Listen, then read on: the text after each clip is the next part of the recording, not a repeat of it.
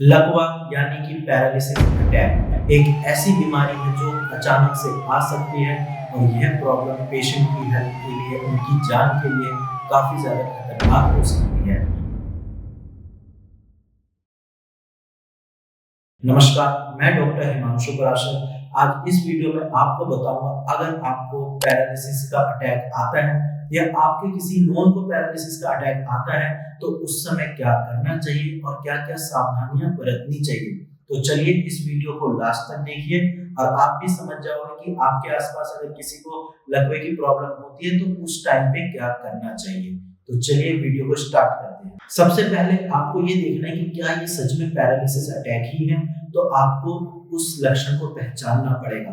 तो पैरालिसिस के लक्षण क्या-क्या होते हैं? सबसे पहला और मोस्ट इम्पोर्टेंट कि हाथ पैर में कमजोरी आ जाती है, वीकनेस आ जाती है, पेशेंट के हाथ पैर सही से काम नहीं करते, वो चीजों को ग्रिप नहीं कर पाते।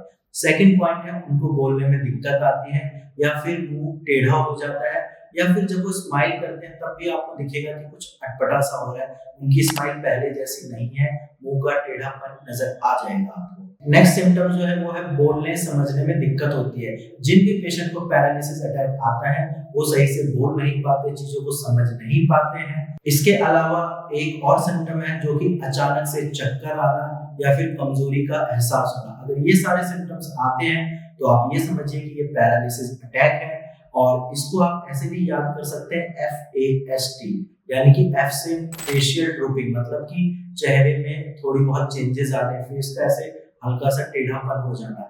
एंड A से आर्म्स वीकनेस, लेग वीकनेस, अगर उनके हाथ पैर में कमजोरी है तो भी पैरालिसिस की प्रॉब्लम की वजह से हो सकता है।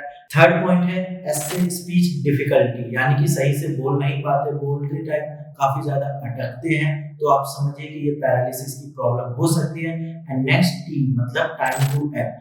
आपको एक चीज का तो बिल्कुल ध्यान रखना है कि अगर किसी पेशेंट को पैरालिसिस अटैक आता है तो उनको 4 से 5 घंटे के अंदर अंदर आप अपने आसपास के डॉक्टर को दिखाइए, क्योंकि ये जो 4 से 5 घंटे होते हैं ये गोल्डन आवर्स होते हैं।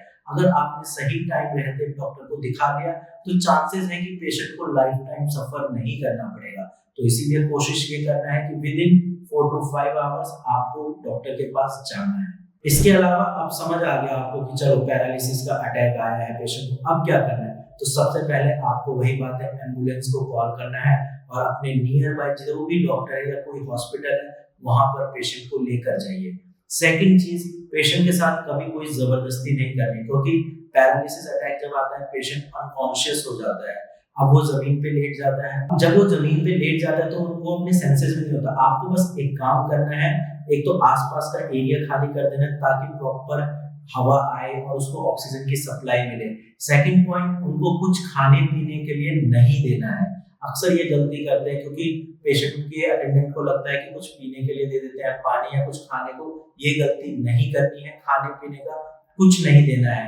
एंड नेक्स्ट पॉइंट, अगर उल्टी हो रही है तो कोशिश करिए पेशेंट को किसी करवट लिटा दीजिए, या तो बाएं करवट या दाएं करवट। उससे ये होगा कि उल्टी बंद हो जाएगी।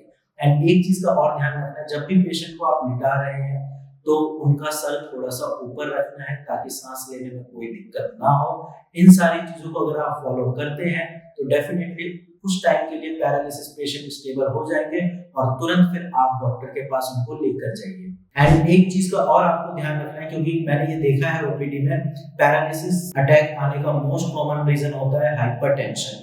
अगर पेशेंट का बीपी ज्यादा रहता है, अगर आपको पता है वेल एंड गुड, अगर नहीं भी पता तो भी आपको उनका ब्लड प्रेशर डेली मॉनिटर करना पड़ेगा। आप कोशिश करिए कि आपके पास बीपी की मशीन हो और खुद से ही हर 4-5 घंटे में उनका बीपी मेजर करिए। अगर ब्लड प्रेशर ज्यादा रहता है उसकी दवाइयां लेनी है ताकि बीपी कम हो और नियर बाय डॉक्टर को दिखाना है।